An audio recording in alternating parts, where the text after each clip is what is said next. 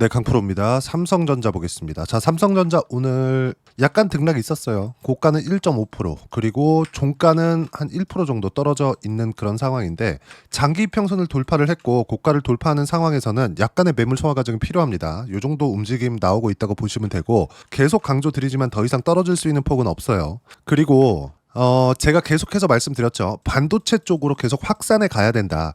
삼성전자가 더 이상 떨어질 수 있는 폭이 없는 것은 맞아요. 안 떨어집니다, 이제. 물론 등락이 아예 없는 것은 아니에요. 제가 이야기를 드리는 건 이 상태에서 추가적으로 하락 추세가 진행되는 거, 요게 없다는 거예요. 그러면 우리가 삼성전자를 매매하는 과정에서 반도체 쪽의 포트폴리오를 구성해야 된다고 이야기를 드렸고, 그 중에서 가장 탑으로 꼽았던 게 한미 반도체입니다.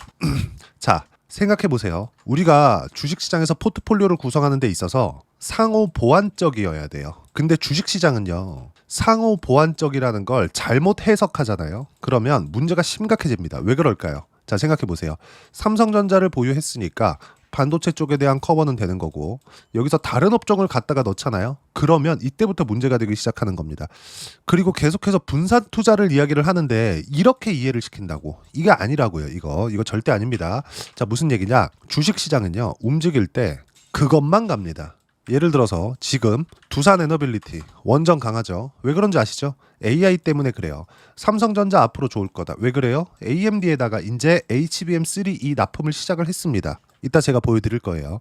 그리고 지금 하이닉스 같은 경우에도 보면, 자, 좀 장기 차트를 보면 23년도에 7만 원대부터 25만 원 정도까지 상승을 했죠.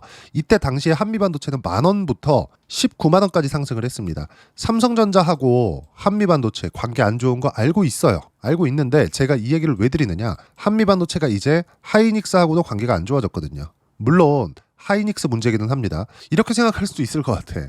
한미반도체가 삼성전자하고도 싸우고 하이닉스하고도 싸우면 한미반도체가 문제가 아닌가요? 이게 아닙니다. 한미반도체는 삼성전자한테도 뒤통수를 맞았고 하이닉스한테도 뒤통수를 맞았어요. 근데 삼성전자는 이해를 못하겠지만 하이닉스는 이해가 어느 정도까지는 됩니다. 그렇다고 하더라도 한미반도체가 강한 마인드로 경영을 하는 것은 맞기는 맞아요. 근데 우리가 여기서 생각을 해보자고요. 아무리 한미반도체가 HBM 관련해서 핵심 기술력을 가지고 있다고 하더라도 생산량에 대한 부분을 무시할 수 있을까요? 그렇죠? 무시할 수 없다는 거죠. 무슨 얘기냐? 지금 하이닉스 쪽에서만의 이 생산 능력에 기대서 미래 실적이 좋아지는 것을 기대하는 것보다 삼성전자의 HBM이 AMD 쪽으로 들어갔을 때 삼성전자의 막대한 생산 능력을 가지고 간다면 한미반도체 측에서도 나쁠 게 없는 거죠. 그렇죠? 돈 앞에는 뭐 없잖아요. 이 얘기를 드리는 겁니다. 자, 근데 아까 전 얘기로 돌아와서 보면 어떻습니까? 두산 에너빌리티 움직일 때, 그렇죠? 지금 관련돼 있는 종목군들 다 같이 붙어가지고 상승이 나옵니다.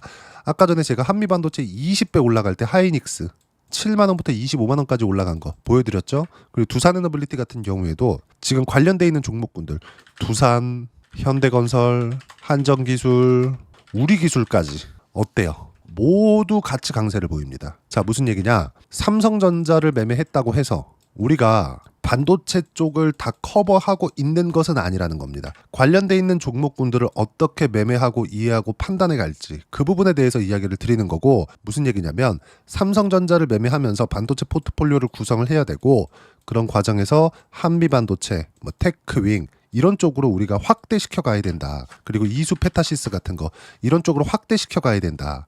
이 얘기에 대해서 제가 계속해서 강조를 드려왔었던 겁니다. 그리고 주식시장은 이 구조 안에서 뭐 반도체니까 이렇게 된다 이게 아니라 이 구조 안에서 절대 벗어날 수가 없습니다. 반드시 이 내용 기억하셔야 되고, 이 내용에 맞춰서 우리가 삼성전자의 가격도 잡아야 되고, 그리고 관련돼 있는 종목군들도 잡아야 됩니다.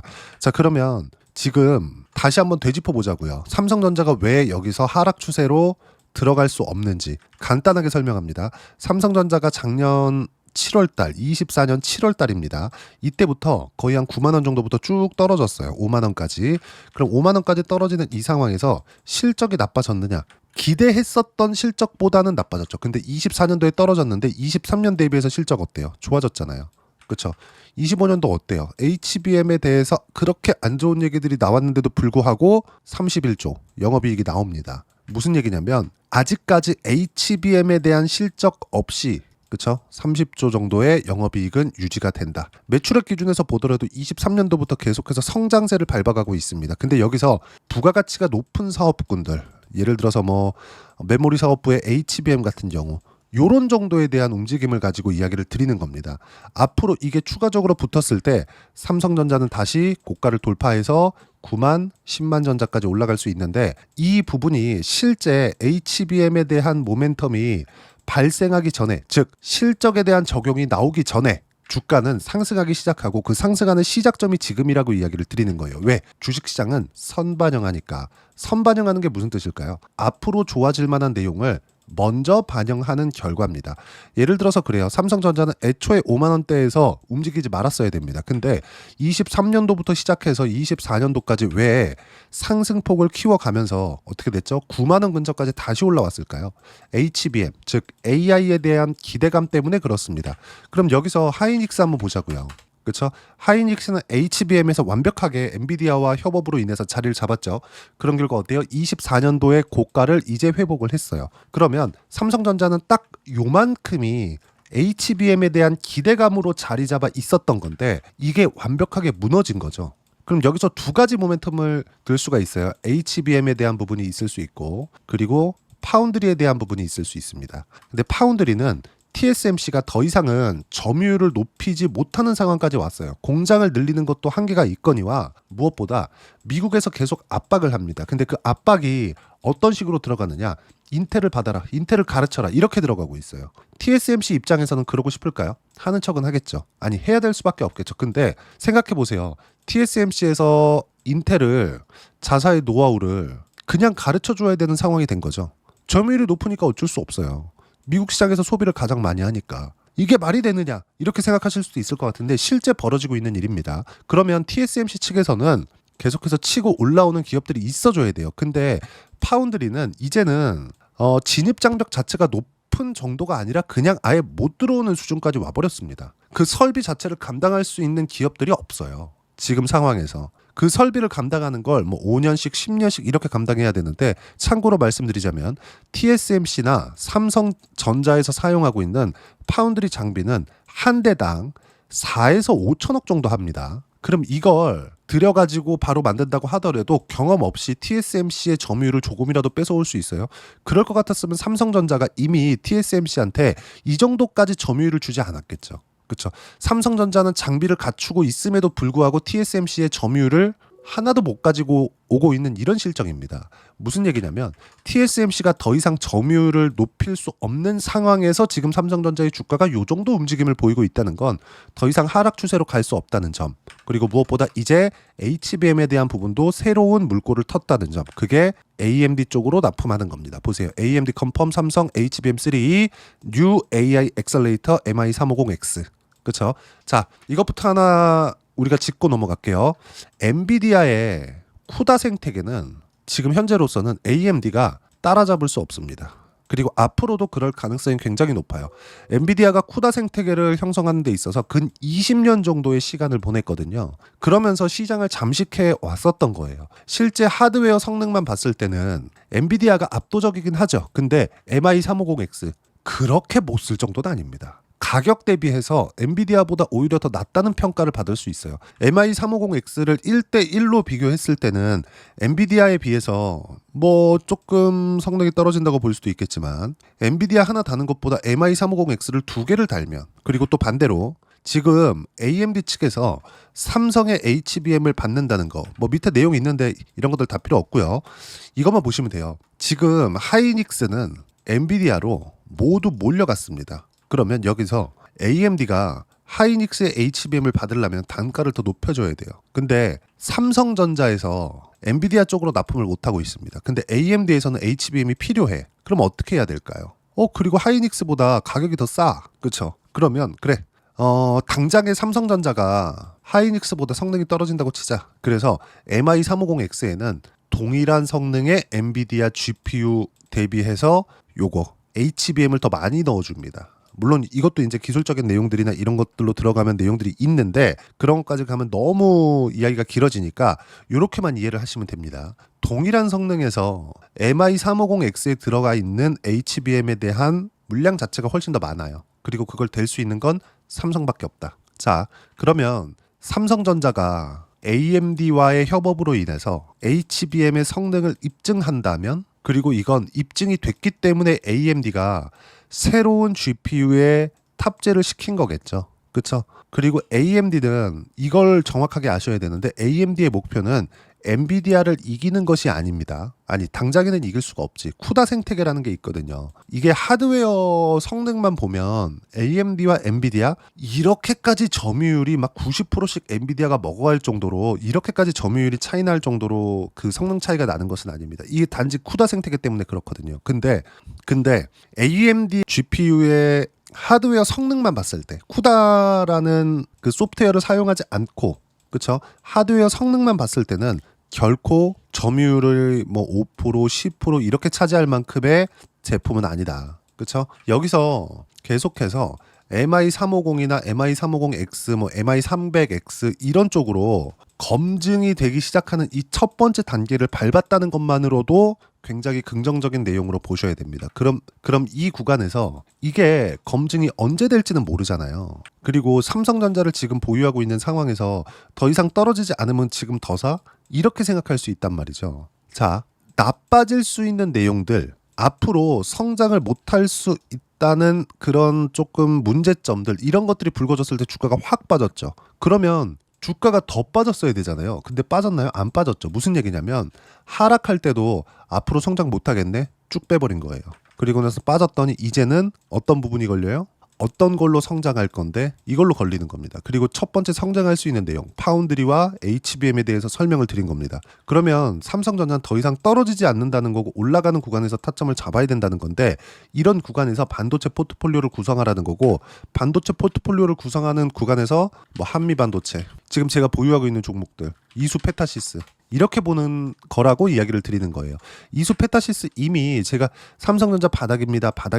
반도체 포트폴리오 구성하세요. AI 관련된 포트폴리오 구성하세요 했을 때 삼성전자를 가지고 있는데 굳이 우리가 하이닉스 사야 돼요? 그러지 말라는 거죠. 삼성전자를 보유하고 있으면 반도체에 대한 대형주들은 우리가 구성이 끝난 겁니다. 그럼 여기서 HBM 장비, 그리고 AI 관련된 가속기 관련된 부분들, 뭐 PCB 관련된 부분이나 유리기판 관련된 부분이나 이런 쪽으로 확대시켜 갈 수 있는 포트폴리오를 구성하라는 겁니다. 그 부분에 대해서 이야기를 드리고 있는 거예요. 삼성전자가 나쁘니까 더 이상 사지 마세요가 아니라, 더 이상 나빠질 내용이 없으니까 보유하고 있으면 되고, 그리고 삼성전자 플러스 한미반도체와의 협업과의 기대감, 그리고 한미반도체는 하이닉스가 버릴 수 없습니다. 뭐 그게 언제까지 지속될지는 모르겠지만 앞으로 5년간은 절대 버릴 수가 없다. 그렇기 때문에 앞으로 성장에 대한 부분도 당연히 포함이 되어 있는 거고, 그리고 이제 바닥을 찍고 올라오고 있는 상황. 이 상황에서 삼성전자가 뭐 폭락을 하지 않는 다음에는 하이닉스도 더 이상 떨어지지 않습니다. 근데 반대로 상승을 했을 때는 변동성 측면에서 삼성전자보다 한미반도체의 변동성이 크죠. 그러면 삼성전자를 보유하고 있으면서 고변동성 종목까지도 보유하게 되는 겁니다. 그 부분에 대해서 이야기를 드렸었던 거고, 한미반도체보다 변동성이 큰 게 이수 페타시스라고 볼 수 있겠죠. 근데 먼저 고가를 돌파하는 종목군들, 그렇죠? 그런 쪽 위주로 우리가 매수를 해 가야 되는 거고, 그걸 타점이라고 합니다. 그리고 그 타점에 대한 부분을 제가 여기 소통방에서 무료로 공유를 해드리고 있는 거예요. 삼성전자 나쁘지 않아요. 지금 좋습니다. 하지만 지금 시장이 좋잖아요. 시장이 좋은 상황에서 소외감을 느끼지 않으려면 변동성이 커져야겠죠. 삼성전자를 보유하고 있는 상황에서 반도체 포트폴리오를 구성하는 걸 이야기를 드려온 이유가 됩니다. 그리고 그 부분은 소통방에서 무료로 공유를 해드리고 있습니다. 자, 내용 한번 보시면 보합권 마감 3,000포인트 코앞에 두고 물량 소화하고 있다. 다음 주면 돌파한다. 다음 주면 3,000포인트 넘어갈 겁니다. 그리고 주도 섹터의 움직임은 여전히 좋다. 단 주도 섹터의 범위가 넓어지고 있다. 말씀드린 내용 그대로라는 거예요. 삼성전자, 그리고 한미반도체, 이수 페타시스까지. 그리고 이래서 주도주만 매매를 해야 된다. 보세요. 하이닉스가 쉬면서 그럼 삼성전자도 쉬었다는 거고, 한미반도체가 움직인다던가 고가 매물을 받는 과정에서 상승 추세 전환기에 나오는 주도주의 확산의 형태다. 그리고 바닥에서 튀는 종목군들은 절대로 매매하면 안 된다. 무조건 주도주, 죽더라도 물리더라도 주도주에 물려야 된다. 그리고 주도 섹터는 제가 매일매일 강조를 드리고 있어요. 그리고 주도 섹터만 매매한 결과, 자 보시면 어때요? 6월 19일 날, 그쵸? 12시입니다. 두산 에너빌리티 2% 하락 중 4에서 5%까지 하락 구간 발생할 수 있다. 타점 공유할 때까지 절대 매도 금지. 이미 100% 이상의 수익 구간을 만들어내고 있습니다. 이따 제가 계좌 확인시켜 드릴 거예요. 추세가 잡혀 있는 종목에서 그렇죠. 이미 추세가 잡혀 있는데 아무리 100% 이상의 수익 구간을 만들어냈다고 하더라도 그냥 좋다고 매도하지 말라는 겁니다. 그리고 이런 내용들을 제가 계속 강조를 드리고 보시면 한미반도체 같은 경우에도 자 내용 볼게요. 87,000원일 때 제가 어때요? 지금 1.7% 상승하고 있을 때입니다. 6월 12일이에요. 89,000원까지 높여잡아라. 아래 호가부터 체결되니까. 추세가 이미 잡혔다는 거죠. 한미반도체가 지금 상승할 수 있는 건 삼성전자가 더 안 빠지기 때문입니다. 관계 관련된 거 있을 수 있어요. 근데 그게 언제적 얘긴데 지금은 HBM의 사활을 걸어야 됩니다. 삼성전자는 아마 곧 한미반도체와의 협업 이슈가 터지지 않을까 싶고요. 그건 삼성전자한테도 호재가 되고요. 한미반도체한테도 호재가 될 겁니다. 하지만 이 두 개를 앞으로 이 내용이 나올 거니까 매수하세요. 이게 아니라 가격이 먼저 반영하니까 이미 더 이상 떨어질 수 없는 삼성전자는 보유해 가면서 그리고 한미반도체까지 보유를 했을 때 수익을 극대화시킬 수 있다는 거죠. 이렇게 매매 구간을 만들어 가야지 어떻게 여기가 바닥입니다. 그쵸? 여기가 바닥입니다. 이런 것들 따지지 말라는 겁니다. 그리고 이 모든 내용들 어떻게 타점 잡고 포트폴리오를 구성해 가야 되는지 지금 말씀드린 요 내용을 모두 소통방에서 무료로 공유를 해드리고 있으니까 구독과 좋아요 눌러주시면 무료 입장 가능하고요. 댓글 하나씩 달아주시고 입장 링크는 여기 010-8713-1916으로 구독이라고 문자 보내주시면 소통방 입장 링크 순차적으로 공유를 해드리도록 하겠습니다. 자 그러면 소통방에서 진행하는 내용을 똑같이 따라서 매매를 했을 때 어느 정도까지 수익 구간 만들어낼 수 있는지 그 부분은요. 실제 제가 매매한 내용을 보고 이야기를 드리도록 할게요. ABL 바이오입니다. 어때요?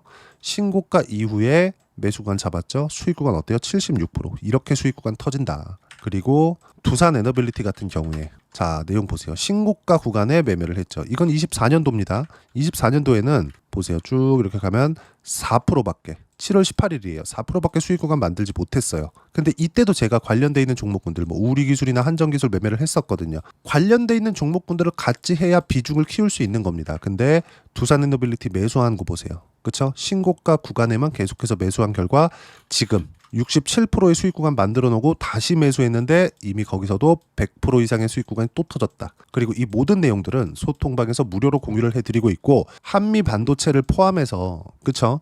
지금 주도주를 매매를 했을 때 이 정도의 수익 구간이 나올 수 있는 거기 때문에 와서 배우시고요. 주도주 관련된 타점은 소통방에서 무료로 공유를 해드리고 있으니까 구독과 좋아요 눌러주시면 무료 입장 가능하고요. 댓글도 하나씩 달아주시고 입장 링크는 여기 010-8713-1916으로 구독이라고 문자 보내주시면 소통방 입장 링크 순차적으로 공유를 해드리도록 하겠습니다. 자 그러면 이렇게 60%대씩 이렇게 수익 구간 만들어내기 위해서 어떤 부분을 이해하고 판단해야 되는지 그 부분은요. 여기 삼성전자의 단기 보유 전략 단기는 2주입니다. 2주 동안 내가 어떻게 수익 구간으로 전환시킬 것인지 그 부분이고 그 부분을 이해를 하려면 가격에 대한 이해가 필요하고요. 가격에 대한 이해가 되었을 때 주도주, 신고가 두 가지 내용에 대한 판단이 될 텐데 이 두 가지 내용 모두 무료로 공유를 해드리도록 할 테니까 구독과 좋아요 눌러주시고요. 여기 010-8713-1916으로 삼성전자라고 문자 보내주시면 단기 가격 전략 함께 공유해드리도록 하겠습니다. 자 정말 어려운 시장입니다. 뭐 최근에 보면 한국 시장이 오히려 더 좋은 것 같지만 절대로 미국 시장에 뭐 하락이 나온다거나 폭락이 나온다거나 이랬을 때는 한국 시장이 힘을 이 정도까지 쓸 수 없습니다. 그래서 미국 시장 움직임도 봐야 되고 근데 미국 시장에서 계속해서 악재들이 터져 나와요. 뭐 관세 유예가 이제 거의 다 끝나간다. 그리고 끝나가서 어떤 조치가 나오는지 봤더니 또 전쟁이 터지고 이런 부분들 항상 시끄러운 시장입니다. 그렇다고 하더라도 제가 주도주를 보여드린 이유가 뭐예요? 갈 놈은 간다는 거죠. 두산에너빌리티 보세요. 이렇게 불편한 상황들이 많은 구간에서 신고가를 만들고 나니까 계속해서 올라가는 부분들 이게 지금만 이렇게 나온 게 아니에요. 60% 70%씩 이렇게 수익 구간이 나오는 게 지금만 나오는 게 아니라 자 내용 보세요. DI 반도체 관련돼서 신고가 이후에 시세가 나오는 건 계속돼 왔었다고요. 그리고 그랬을 때 두 자릿수 수익률이 계속해서 터졌다고요. 그리고 주도주만 하라는 건 한화 오션 자 내용 보시면 어때요? 신고가 이후에 매매 구간 잡았고 쭉 내려보시면 여기도 57% 수익 구간 그쵸? 자 그리고 하나오션 이후에 삼성중공업 어때요? 17% 수익 구간이죠? 그리고 지금은 한국조선해양 제가 계속해서 옮겨 타면서 보잖아요. 매수 매도 그리고 또 매수 7% 수익 보고 이미 또한 7% 정도 추가 수익 구간에 있습니다. 무슨 얘기냐? 한 번 매매를 했다고 해서 끝이 아니라는 겁니다. 우리가 자유롭게 매매 구간을 잡을 수 있어야 되고 그 부분에 대해서 이야기를 드리고 있는 거고요. 그 내용은 소통방에서 무료로 공유를 해드리고 있으니까 구독과 좋아요 눌러주시면 무료 입장 가능하고요. 입장 방법 그쵸? 010-8713-1916으로 구독이라고 문자 보내주시면 소통방 입장 링크 제가 순차적으로 공유를 해드리도록 하겠고요. 무엇보다 삼성전자와 함께 제가 아까 전에 한미반도체라 그랬죠? 그래 관련돼 있는 종목군들 6월달 안에 어떤 종목을 매수해야 되는지 제가 딱 한 종목만 준비를 해놨으니까 영상 끝까지 시청하시고요. 모든 분들이 성공 투자하셨으면 참 좋겠습니다. 네, 주식 투자를 할 때 항상 체크해야 될 부분이 있습니다. 자, 제가 영상 초반부에도 이야기를 드렸지만 항상 주식 투자에서의 시세, 즉 주식 시세는 가격이 먼저 반영한다는 점입니다. 자, 어떤 호재나 악재를 찾으실 텐데 그런 호재나 악재를 찾아서 우리가 매수와 매도를 반복했을 경우에는 주식 시세가 올라가는 과정에서 꼭 내 것만 털리고 올라가는 경우가 비일비재했을 겁니다. 제가 매매를 했었던 종목군들 중에서 어떤 식으로 시세가 진행되고 연결이 되기 시작했었는지 그 부분에 대해서 한번 체크를 해보고 넘어가도록 하겠습니다. 자, 제가 먼저 조회를 눌러서 이야기를 드릴 텐데 이렇게 조회를 눌러서 먼저 보여드리는 건 조작이 불가능하다는 걸 먼저 보여드리는 거고요. 자, 내용 한번 보겠습니다. 자, 재룡산업 시세 구간, 올라가는 구간 확인하고 나서 매매를 한 경우에 34%대 수익 구간. 자, 다음 종목 한번 보겠습니다. 한화오션 신고가 이후에 다시 상승하는 구간 그리고 수익 구간은 57%까지 늘어나는 부분이 있습니다. 공통점이 있다는 겁니다. 먼저 돌려보면서 이야기를 드리도록 할게요. ABL 바이오. 자, 이것조차도 마찬가지죠. 시세 이후에 다시 큰 폭의 급등 구간 그리고 76%까지 시세 구간이 발생했다는 점. 어떤 종목이든 가격대가 올라가는 부분이 먼저 나왔다는 게 핵심 포인트예요. 자, 다음 종목 보겠습니다. 자, 자람 테크놀로지입니다. 어떻습니까? 이것조차도 마찬가지죠. 74.8%의 수익 구간을 냈는데 단 3일 걸렸습니다. 시세가 나왔었던 구간은 동일하게 신고가 이후에 발생했다는 점. 그리고 마지막으로 두산 에너빌리티. 두산 에너빌리티도 계속해서 상승 구간을 만들어가고 있지만 당연히 신고가 이후에 시세가 나오고 있다는 점. 호재나 악재 때문에 이 내용으로 인해서 주가가 올라가는 것은 맞지만 어디든 간에 가격이 먼저 반영하는 즉 신고가 구간 이후에 50%, 60%, 70%대 수익 구간이 나올 수 있다는 점. 자, 우리가 세력들도 아닌데 계속해서 시장을 추적 관찰할 수 없겠죠. 가장 효율적으로 볼 수 있는 방법에 대해서 그리고 거기에 맞는 종목을 딱 한 종목만 준비를 해왔습니다. 자, 첫 번째 주도주 공유에 대한 부분인데 수익률 기대치는 15에서 30% 안쪽으로 잡는다. 물론 추가적으로 상승할 수도 있겠지만 허황되게 200% 올라간다, 300% 올라간다. 이렇게 보기 위해서는 우리가 충분한 시간 투자가 필요합니다. 하지만 우리가 정작 조정이 오기 전에 안정적으로 보유할 수 있는 그 시간은 길어봤자 2주 안에 끝내야 되는데 그 안에 나올 수 있는 조정 구간까지 포함해서 나올 수 있는 수익률 기대치는 15에서 30%가 적당하고 시장에 도움이 있었을 때 추가적으로 상승을 하는 겁니다. 자, 그러면 이 세 가지 조건을 만족해야 됩니다. 자, 첫 번째, 직전 3개월 가장 강했었던 업종. 아까 전에 말씀드렸죠? 신고가 구간에 있었던 종목군들이라는 점. 자, 그리고 3개년 연속 순이익, 즉 단기 순이익 전망치가 증가하는 거지 실제 실적이 좋아지면 주가는 이미 높은 위치에 있는 겁니다. 단순히 가격이 올라갔다고 해서 높은 위치에 있다는 게 아닙니다. 무슨 얘기냐? 실적이 올라간 만큼 주가가 그만큼 올라와 있다면 그건 비싼 주식이 되겠죠. 앞으로 나올 수 있는 예상치에 대한 실적보다 주가가 더 낮은 위치에 있어야 돼요. 하지만 가격이 올라가는 건 다른 거다. 그래서 전망치가 증가한 종목을 찾자. 자, 그리고 가장 중요한 점. 올라가려면 돈이 필요하겠죠. 즉 매집봉이 들어와서 가격대를 올리고 외국인이나 기관들, 즉 세력들의 미친 매집 구간을 확인을 해야 된다. 자, 그럼 어떤 종목이냐? 제가 이렇게 준비를 해왔고요. 자, 주도주 공유. 아까 전에 말씀드렸죠. 15에서 30% 2주 안에 낼 수 있는 수익률에 대한 기대치입니다. 자, 그리고 이렇게 준비해온 종목에 대한 부분은 자, 폭등 전에 꾸준하게 매집 구간이 발생했다는 점, 그리고 상승하는 구간에서도 계속해서 거래 대금이 늘어나고 있었다는 점, 그리고 직전 3개월 내 신고가 돌파 종목. 그쵸? 분명히 시장이 어떤 상황이든 간에 주가가 올라가는 상황이 나와야 되고 올라가는 과정 안에서 반드시 거래대금은 늘어날 수밖에 없습니다. 자, 그리고 지금 현재 시세가 나오기 전 마지막 매수 기회 구간에 있습니다. 여기서 가장 중요한 건 올라가는 구간에서 거래가 늘어난 거 보이죠? 그리고 옆에 제가 세력들의 매수세를 체크한 내용을 보시면 올라가는 구간별로 거래대금이 늘지만 올라갈 때 외국인과 기관의 매수세가 지속적으로 들어왔다는 점. 이 구간에서 제가 종목만 드릴 수도 있겠지만 어떤 식으로 타점을 잡고 매매를 해야 되는지 소통방에서 함께 진행을 하고 있고요. 소통방은 모두 무료로 진행하고 있습니다. 물론 종목만도 따로 드리겠지만 등락하는 과정에서 어떻게 타점을 잡아야 되는지 그런 부분 소통방에서 진행하고 있으니까 여기 010-8713-1916으로 주도주라고 문자를 보내주시면 제가 강프로의 소통방도 함께 초대를 해드리면서 지금 2주 안에 15에서 30% 수익률이 기대되는 주도주를 공유해드리도록 하겠습니다. 자, 항상 어려운 주식시장이지만 제가 준비한 이 종목 받아가셔서 모든 분들이 큰 수익 내셨으면 좋겠습니다.